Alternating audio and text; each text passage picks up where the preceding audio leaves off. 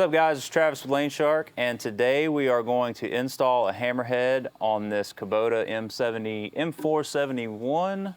And so this tractor already has the C-Flow component on it, so we're adding just the hammerhead. So this will be an example as if you already have an LS4 on your tractor and you want to upgrade to a hammerhead.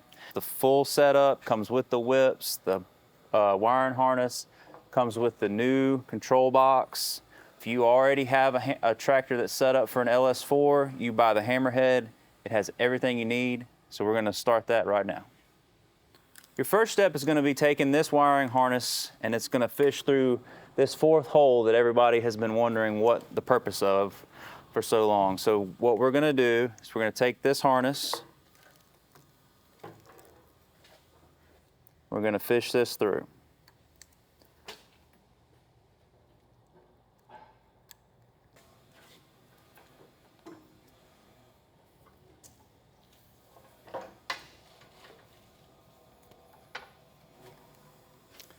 And you're going to notice that it has a logo on the top and there's a clip. So we're going to take and make that go up because that's where this will plug into. You want that on the top so you can push this down with your thumb and disconnect it. So we're going to set this up here and we're going to mark our holes, drill those out, and mount it.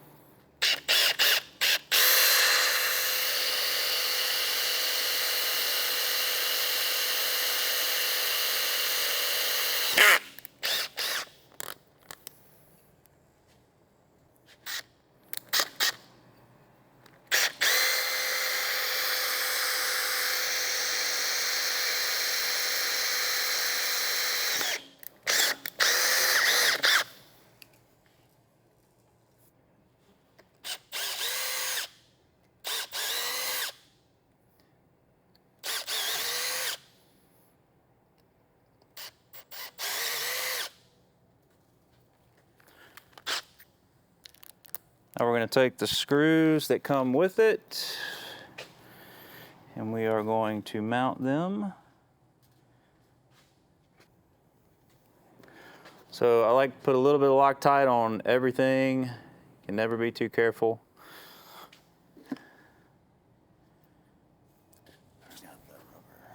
And I took this off, so we're going to just place this back around.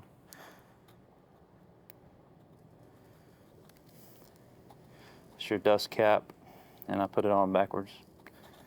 Gotta watch the right way to do that.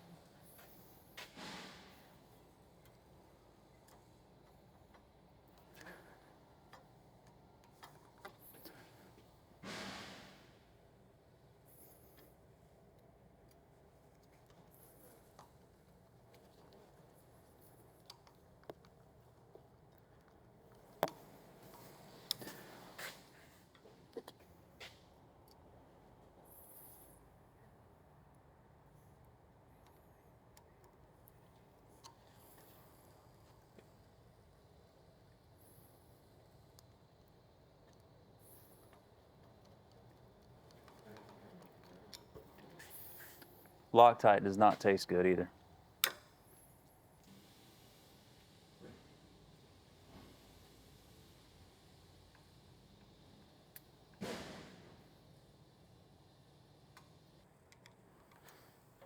So you can get those snug.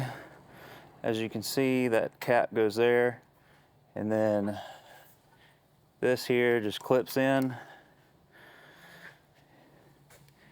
And the one thing you'll notice is this has a lot more slack than this, because this is going to be stronger than this connection. So if this is shorter than these hoses, you need to call us and let us know, because we screwed up. So that way, if this thing gets snagged, it's going to pull on the hoses instead of the electrical connection.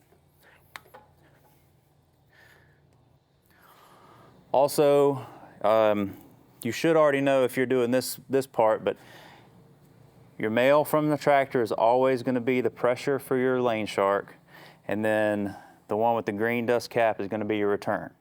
So this is pressure and return for the lane shark, and this is for your grapple, because these go either way whenever you have a grapple running. So we're going to hook these up, and as you can see, we've got our hoses. All of the hoses on the Hammerhead are labeled from the factory.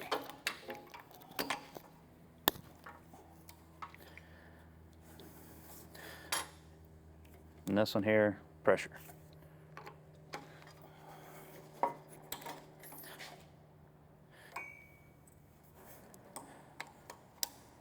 So that's all you got to do up front. Next, we're going to take our harness, run it along the loader and into the cab. Again, the next thing we got to do is run this harness with our hoses. So let's go ahead, get it ran sort of where they are.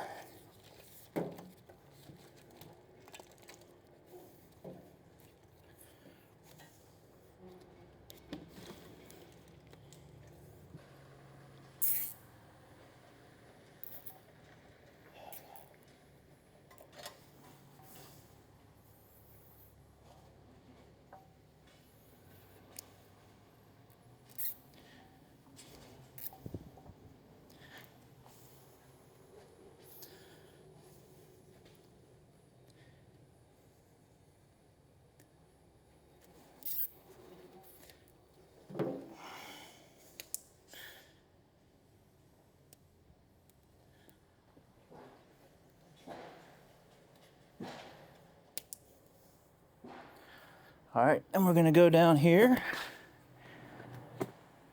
We've got our harness ran here. Next, so we know where we're gonna bring it. Luckily this tractor has very good accessibility into the cab.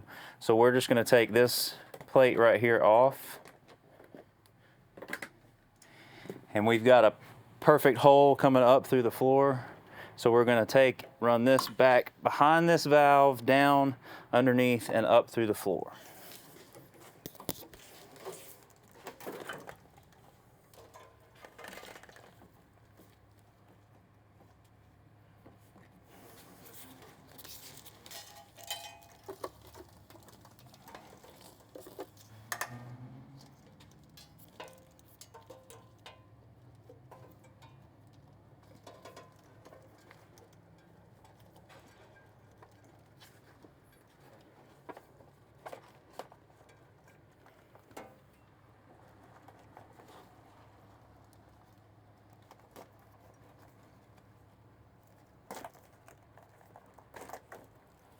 This tractor is almost unfair because it's too easy to do the install on.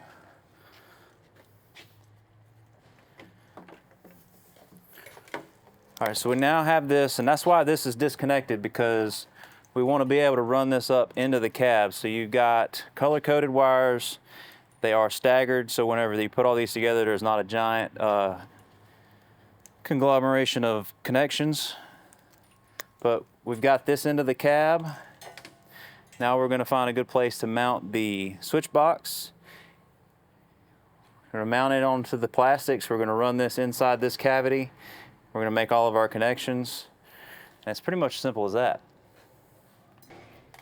So we know we want our switch box to go right here. And now what I've done is just take the screws on the back, set them on this plastic, and this plastic is soft enough to scratch, so you can just put that on there. You know where you want it, wiggle it a little bit. It leaves just enough of a mark for you to see. Now always when you're drilling through plastic, when you're drilling through anything, make sure the back is clear. You're not going to drill into something that's important.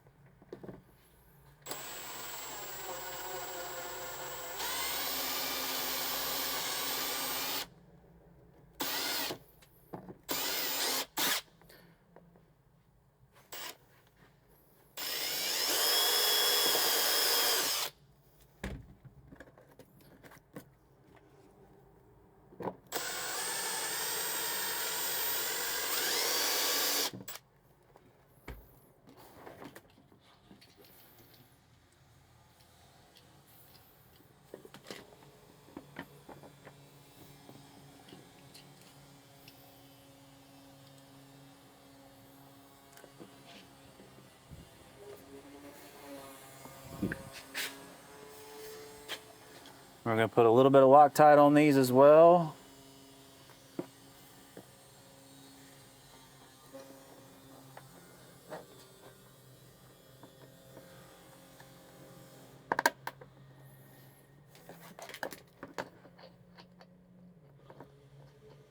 We're just going to start a couple of threads on here.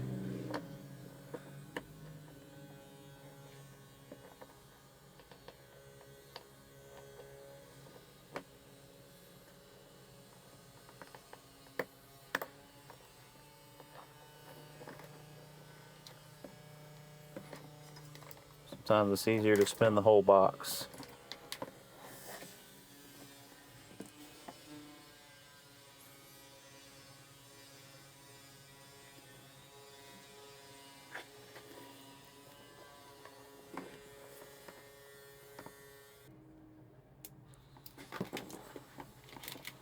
Now what we're going to have to do, just like all of our other tractors, we're going to drill access hole to bring our wiring into this little cavity, and the rest should be simple.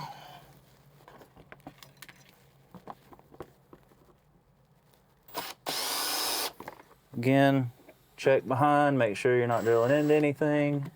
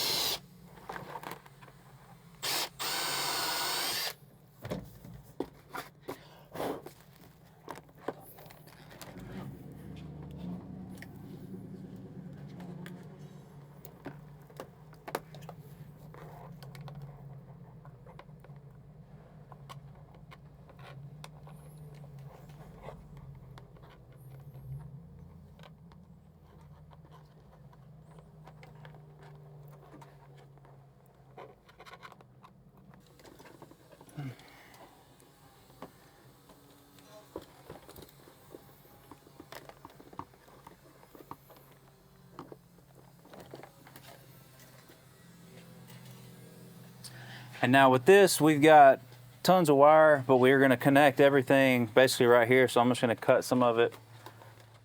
I'm going to leave my green wire long because I got to bring it up here, but I'm going to go ahead and cut my black and my red less to full width.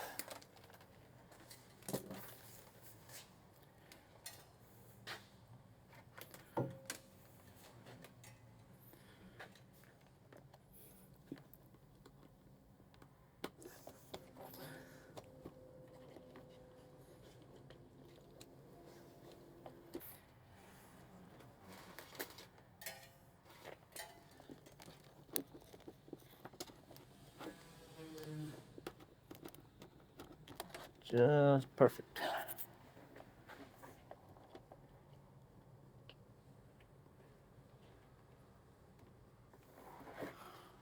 All right, we're gonna tighten that with a little movie magic, and then we can come right over here and make the rest of the connections. Now we have all of our wires in this cavity, and we're gonna make the connections. So we've got here, this is coming from the box, and then we've got what we ran from the front of the tractor. So we're just gonna make all these connections. We're gonna start with the shortest on one end, which is the longest on the other. And they're just spade connectors, so they're very easy to mess with.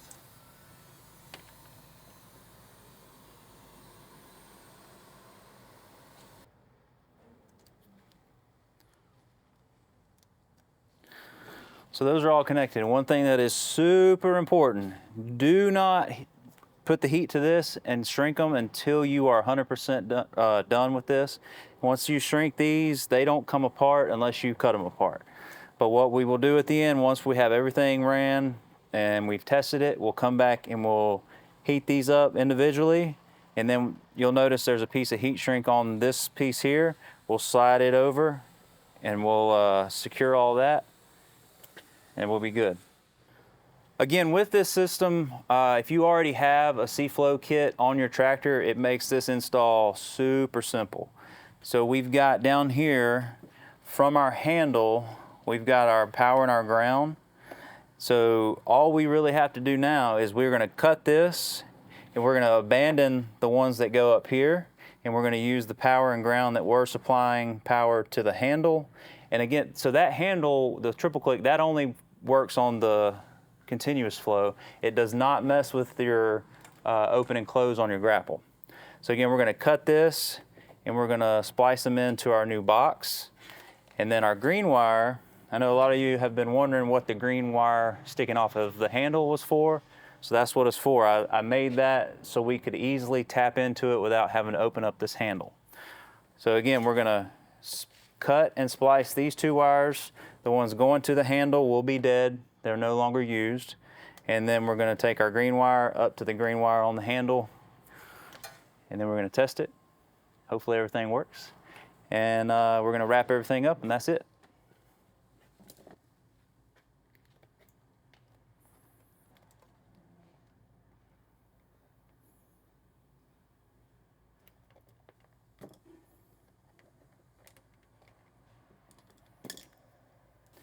Now, in your box, you are going to have a little baggie with the heat shrinks. I call them solder shrinks. I don't really know the real name, but that's what I call them. So we're going to use red. We're going to take, this is the one that was supplying power to the handle. Now we're going to take the one from the box. We're going to make these connections.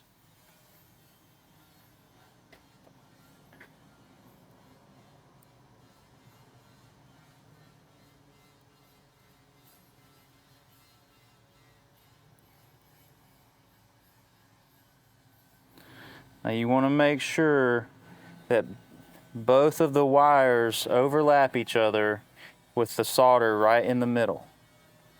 We're going to go ahead and make the connection for the ground.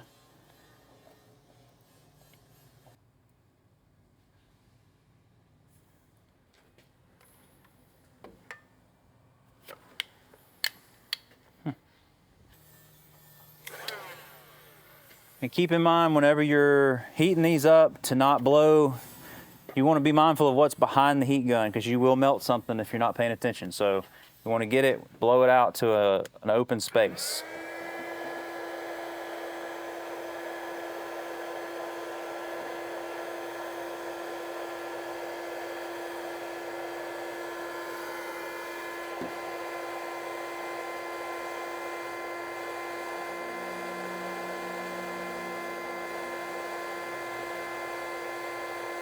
And as you're watching it, you'll see that solder. It'll start to melt, and at one point it'll look like almost like it explodes, but it like pops inside there, and that way you know that it's gotten everything soldered together.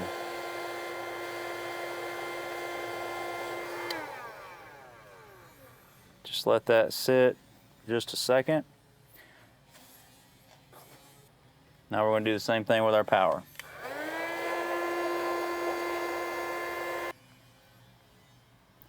Now, after these have dried after these have cooled down, and it's easy, you can just grab it by your hand. You just want to give it a little bit of a tug, make sure that it's bound together. Loose connection will ruin your trip to the woods.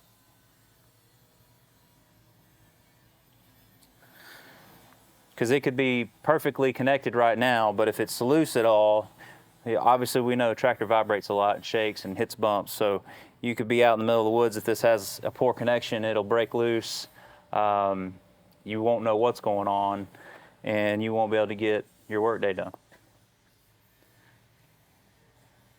All right, so those are good. Next, we're going to take our green wire. We're going to pull all of this off, come up to our green wire, splice into it, put all that back together, and then we'll test the unit, make sure we have all of our connections made, and that'll be it.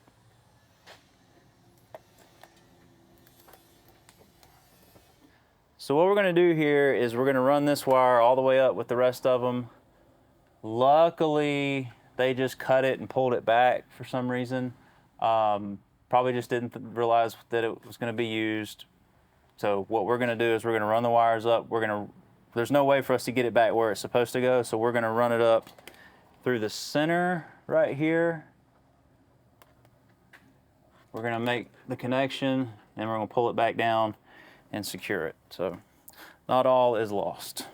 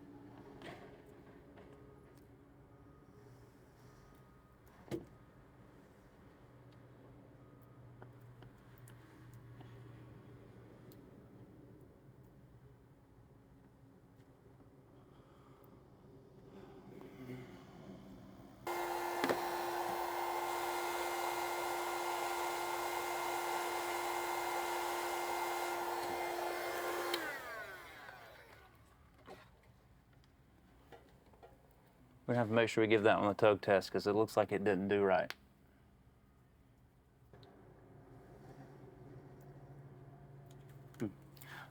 Just didn't look like it did right, but it did. It did it more on the back side than the front side. All right, so now we've got that made. We can put this back together.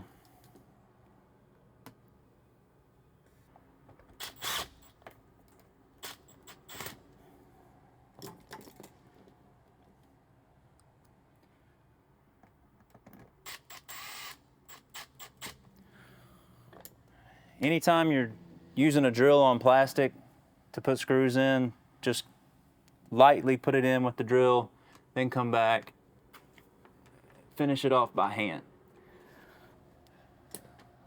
I know that from experience. Okay, we have all of our connections made.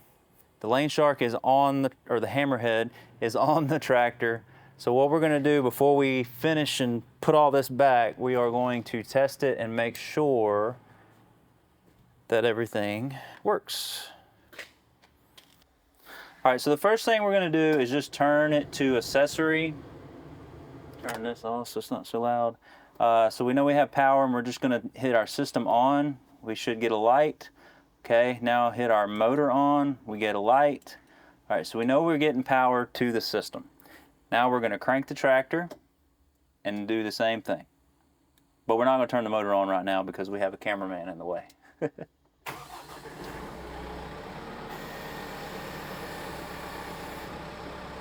All right, system on. Now with this system, you won't really hear anything like with the regular lane shark. When you hit it on and you hear the motor. So the system on is just sending fluid through that box. Now the real test is first our in and out. So we're gonna hit out first. Beautiful. All right, so we're gonna raise up a little bit. And we're gonna hit up. Yeah.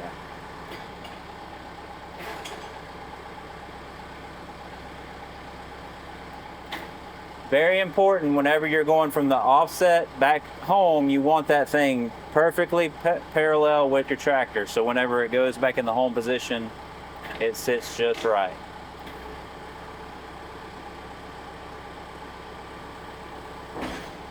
All right, so we know everything is connected properly. We're gonna turn our system back off and we are going to wrap it up and get this delivered to the customer. Perfect. This is a very time-consuming and pain-in-the-butt process, but it's kind of worth it. You have to be careful not to hit the wire because you can burn the insulation of the wire. If you look close enough, I almost did that. But it's best to just hold this and you can roll the wire in your hand so you can make sure you can evenly distribute the heat. Now we're going to let those cool for a minute, and then we are going to do our best to slide this heat shrink up. Sometimes it's really tough because it's a long piece, so sorry about that. Again, this is not easy. It would be great if this was, you could stretch it out and just slide it, but you got to work around a corner, so you're going to have to crinkle it up and go a little bit at a time.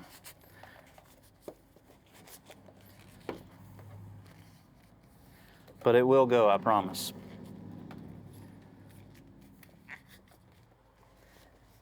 Just like that. So we can feel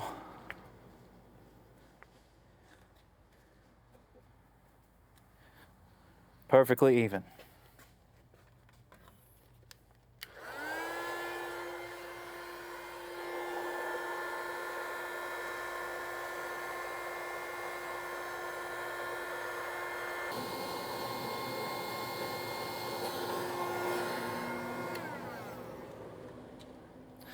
And if this gives you too much of a fit and you don't feel like fooling with it, you can always use electrical tape. I just personally don't like to use electrical tape because after about a month, it gets just nasty. And if you ever have to work on this, I hate the feeling on my hands. So, but I'm a weirdo, so it's okay.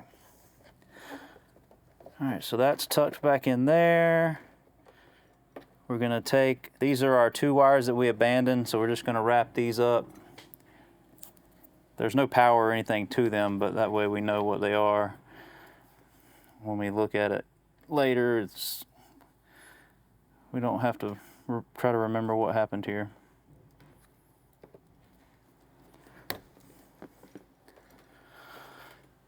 Got that tight. We're done. We just got to clean up now. A lot of you haven't seen the Hammerhead in person, so hopefully this will help you guys understand what's going on with this thing. Just a little overview.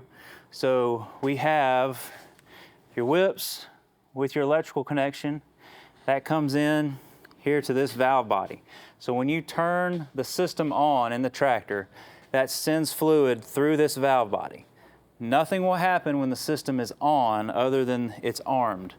So you'll arm the system and then you can move your positions in and out, up and down. So always when you're in the home position, your first movement is always going to be out. Then you can do your up and down. When you're coming back into the home position, you want to make sure that this deck is parallel with the back plate when it's in the offset. So when it comes back in, it sets right. There are guides underneath here. If it's off a little bit, it will center itself up.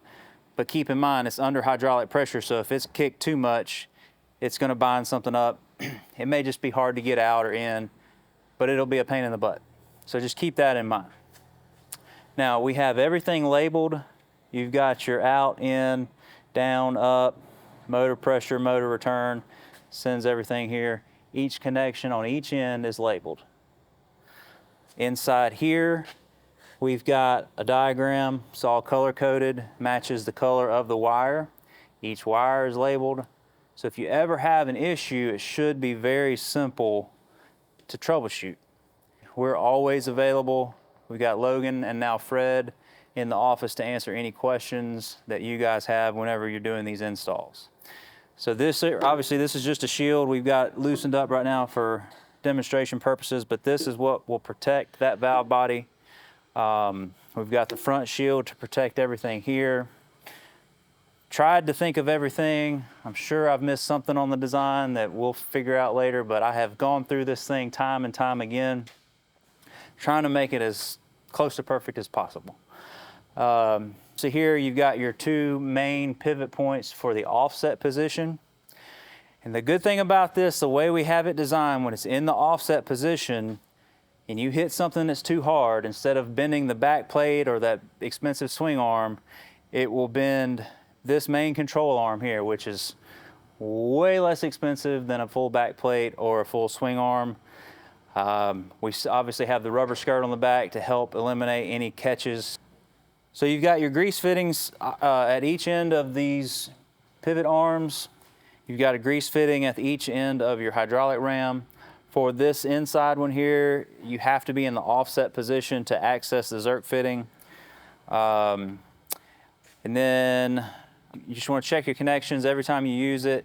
Make sure nothing's loose. We've Loctite everything on this except for hydraulic fittings. You're not supposed to Loctite those, but all of the bolts and everything are Loctite in. So just always check before you use it. Make sure everything is good.